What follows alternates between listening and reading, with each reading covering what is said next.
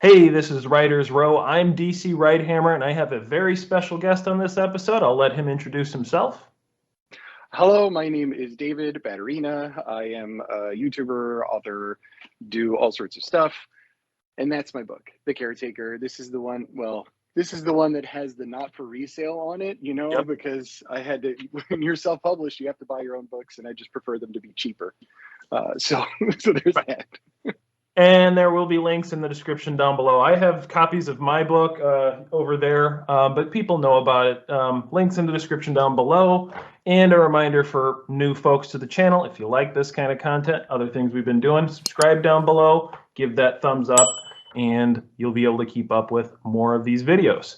So I brought David on to this show. We have the topic that is very near and dear to me, I guess for bad reasons. But the concept of gatekeeping in writing community, and that's broadly writing community and just writing in general, there's this concept that I've seen a couple of times and heard, and I don't want to take, professional authors out of context, but saying things like, if you don't write 4 to 6 hours a day, you're not a serious writer. If you don't hit this certain word count, you're not a serious writer. If you don't publish this number of books in a given time frame, then it's just a hobby. What are you even doing? That sort of mindset. And I want to bring you on, David, because I know on your YouTube channel, linked in the description down below, I mean, you talk about like this, we've got a lot stacked against us as indie authors anyway. So to have gatekeepers like that come at us with these, yeah, would we do that much writing if we could? Maybe, but tell me, a little bit, I guess, the general question, when you hear gatekeeping like that, what comes to mind for you? How does that make you feel as a writer? Rage. Yeah. No, I mean, not like quite to that extreme, but it does bother me, and it bothers me. It bothers me personally. It did more, I would say, as I was going through the process of getting that first book done. Mhm. Because then it felt like all of these obstacles, and like, why am I even bothering? People say, if you're self-published, can't take you seriously. You don't read a book every day, so can't take you seriously. You don't know what you're doing. You probably can't spell. You don't write 1,000 words every day at the same time in a notebook with your, and so like, there's so many, you should be this, you should be this, you should be that kind of things to it. And then the implication is, of course, if you don't do any of those things, you are lesser. Mhm. It bothers me on behalf of people like me who have perhaps what some would consider a wild and crazy creative process. Mhm. But I know my creative process, and my creative process is not writing 1,000 words every day.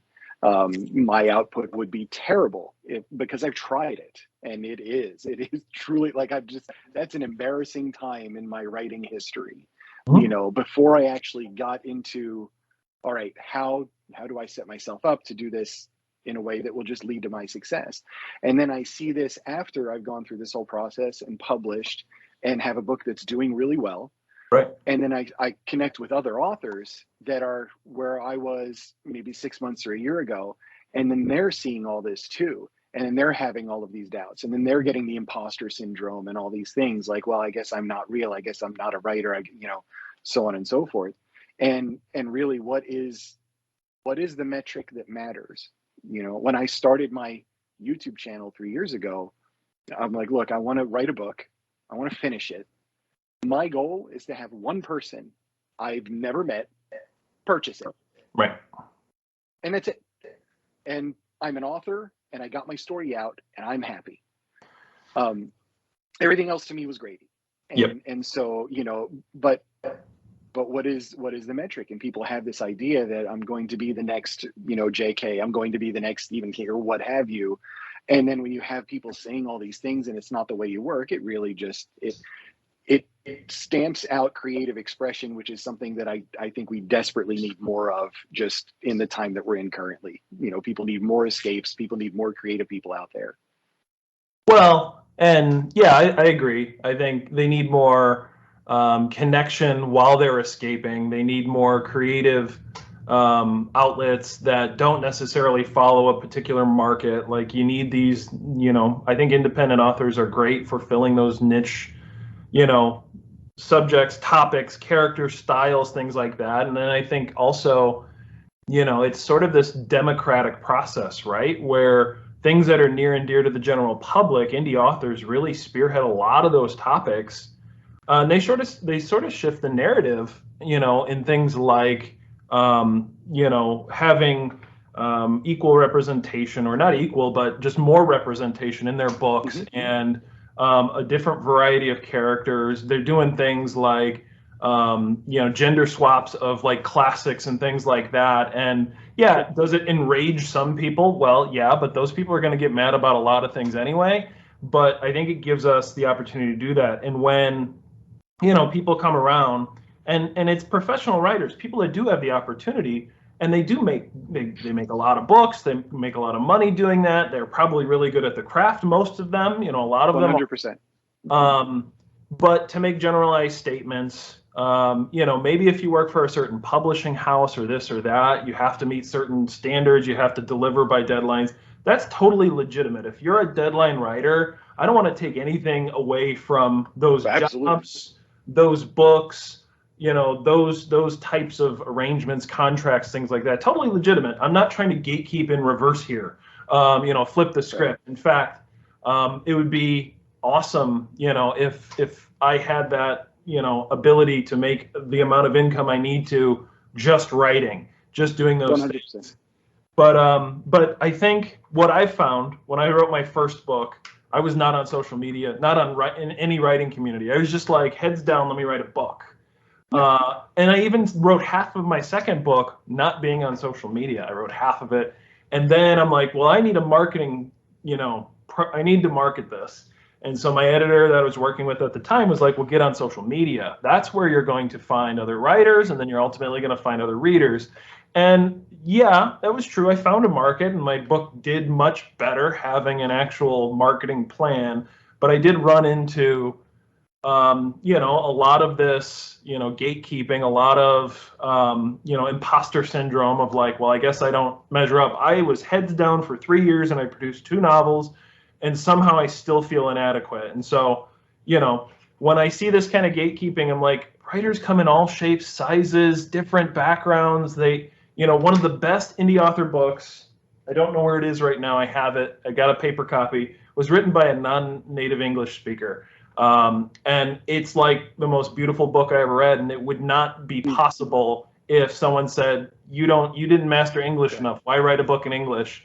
You can't publish this with a major publisher. Why publish it? And it came to me. I read it on ebook, and then I heard that she was pulling her paper copies, so I hurried up and bought the last one I could buy. And like, I wouldn't have that connection, I wouldn't have that book, I wouldn't have had that experience reading it if those gatekeepers had their way. 100% correct. And I have an author friend who's he's very successful. Like I'm saying, like stuff on Netflix and things like that. He started out self-published his first novel, ended up getting some attention, gets an agent, and now Amazon is his publisher, and so on and so forth. And he said something to me that really kind of stuck with it, and this was, I was talking to him just about the process and getting the book out last year and everything like that. And he's like, look, you may feel like, you struggled through this, and there are people and things stacked against you on it. He's like, but here you are, going through the things that you're going through, personally, with my father passing away, my brother passing away, things like that. He said, and you wrote, published, and put a book out there and marketed it during a pandemic, even while you're going through all these things. So stop and understand what your success is, right? Because that is your success right there, and it is about that creativity and having a voice. You listen to music, right? Like everybody listens to music. Do you have like a favorite kind of music that you listen to, like genre? Just give me something. Heavy metal. Okay, great, perfect. Like I'm right there with you. So 100 years ago, musicians, people that were in bands, maybe some of them were gatekeepers, and they were saying, you can't have music or a band unless there is a jug and a washboard in it. Right. 20 years after that, if it's not somebody singing on a piano, in a saloon somewhere or what have you, that it's not real music. And then other stuff comes around, and well, that's not real music. You can't do it. That it's just we're stacked with a history of people saying you shouldn't do it that way, you can't do it that way, and Right. then people breaking that boundary, breaking that barrier, and making something amazing, and then we end up with granted some terrible music acts here and there, right? Like, people generally like don't look fondly upon like the Vanilla Ice era, and stuff like that. Yeah. I'm just saying, but some amazing things have come out of that, and now you do have bands and different things, and a lot of them are even going back to that indie style where it's just four people in a garage, and everything's analog again, but or maybe they're throwing in something that's dubstep in their analog jam session. Right. Who knows? But you can't play by those rules, and you can't listen to those gatekeepers, because there's some amazing things that happen when you don't. Um, Granted, art is not for everybody. It's very subjective. And as soon as you write something and put it out into the world, in my view, it's not really mine anymore. It is 100% up to the reader, and it is theirs. Yeah. I've gone through my process with it. I have let it go, Mhm. and it's out there, and now it's their perception and everything else. And if they get something out of it that is meaningful to them in their life, if they read something I wrote and they're like, oh my God, I cried when I read this chapter, I I don't care that somebody's Right. gatekeeping at this point. It doesn't matter.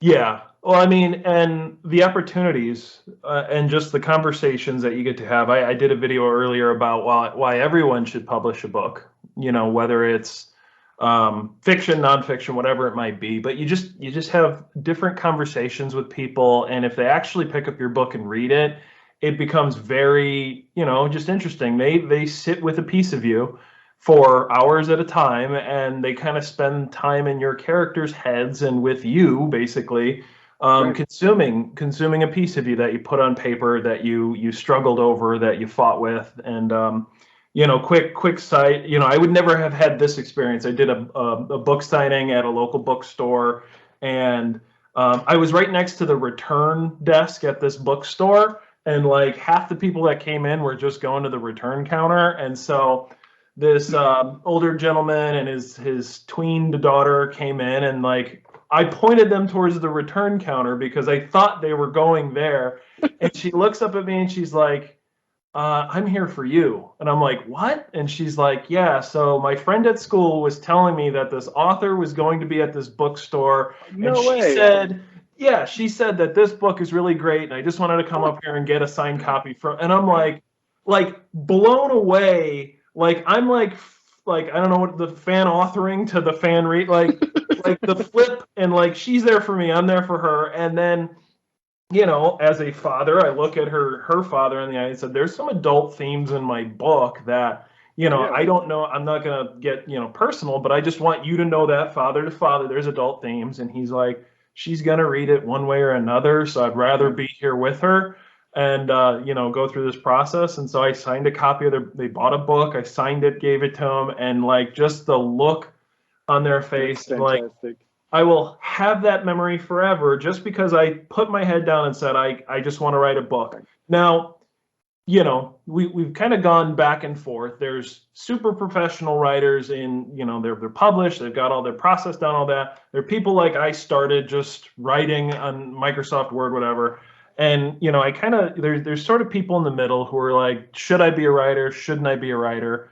And, at this point in the video, I think what I kind of want to say to them, and then I'm interested to hear what you have to say, is just you decide. You've talked a lot about levels of success or definitions of success throughout the video.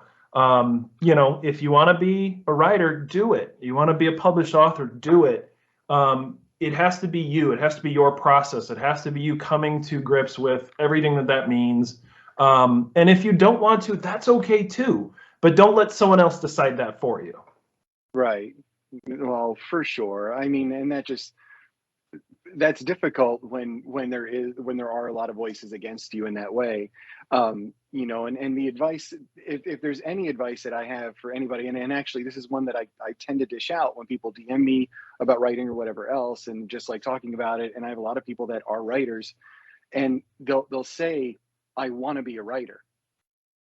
And so I'm like, well, do you write anything? And they're like, yeah. I'm like, well, then you are a writer. Exactly. There is no, I want to be this. Like, that's what you're doing. Now, certainly you may want to work on the craft, for sure. Right. You may want to work on not hating editing with every fiber of your being. Okay, fine. Like, I'm still working on that. And all these different things, but like, don't make the mistake and sell yourself short because you're being creative. You're not beholden to their view of you. You are the writer. Get the words out, tell the story, dive into it. Just you may, if you're going into it thinking I need to write a book to sell 10,000 copies, we have a different issue. Right, because that's going to take a lot more than just getting some words down and not being on social media. Obviously, that's not how that works. There is a business side to this thing as well.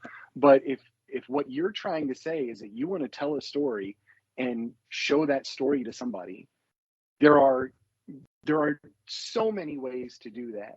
And really just let go of all that other stuff, tell the story, and show it to somebody. If you get some kind of a feedback, take that criticism the way you should take that criticism, which is like, okay, they're helping me. Yep. And then work on it more. I mean, yeah, it's difficult. It's a long process, but if you really do truly in your heart have that story to tell the story. Yep. Nothing else really makes a difference. Yeah, and writing is different than editing, which is very different than publishing, which is very different from marketing. And there's all these things, and you just have to understand your definitions of success at every one of them, and you're not going to get them all great. And just because you have a good book doesn't mean it's going to sell well. And just because you have an average book doesn't mean that the right marketing campaign can't get it in the number of people's hands who love it, and it actually is a great book. There's a lot of things you can do, and I think it's easy to get discouraged with just life in general. And if you're working a day job, and if you got all these things going against you, just do it. Just put words on paper. What kind of breaks my heart, honestly, and this is something that I saw on Twitter over and over and over again, and it's one of the reasons, apart from the follow trains, that I left.